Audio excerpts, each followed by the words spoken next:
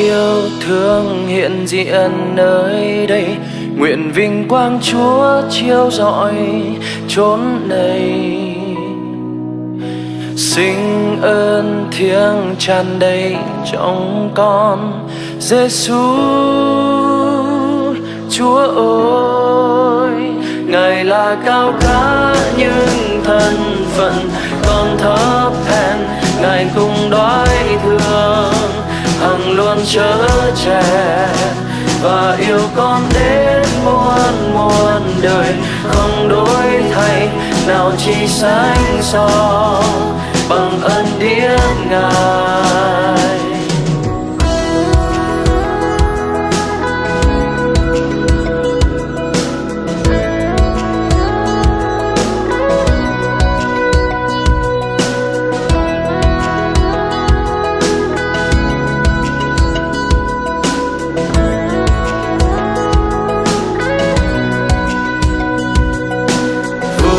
Yêu thương hiện diện nơi đây, nguyện vinh quang Chúa chiếu rọi chốn này.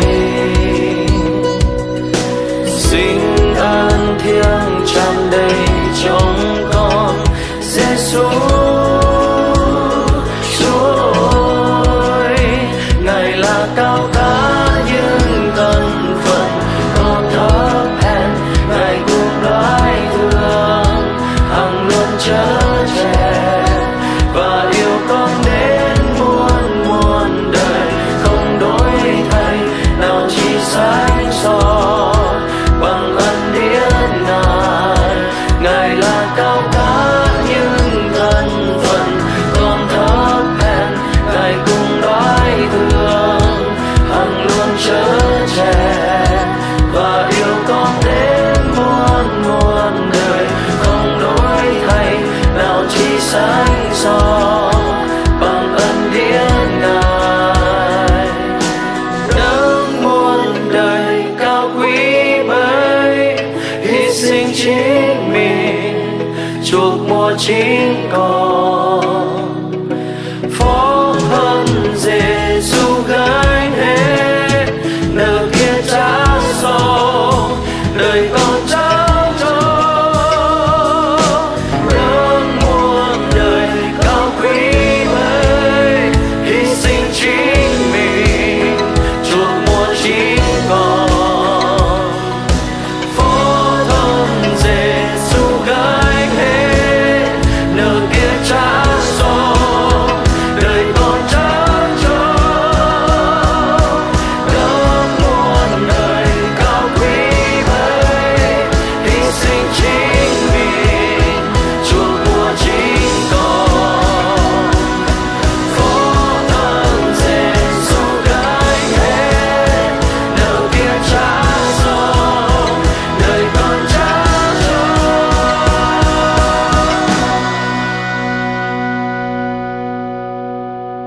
Ngài là cao cả những thân phận con thấp hèn, Ngài cùng đoái thương hằng luôn chở che và yêu con đến muôn muôn đời, không đổi thay nào chỉ sánh so bằng ân điển Ngài.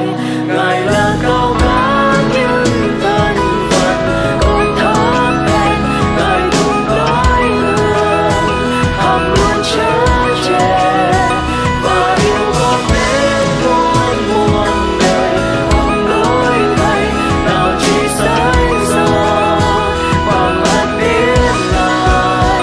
Ngài là cao cả những thân phận con thấp hèn, Ngài cùng đoái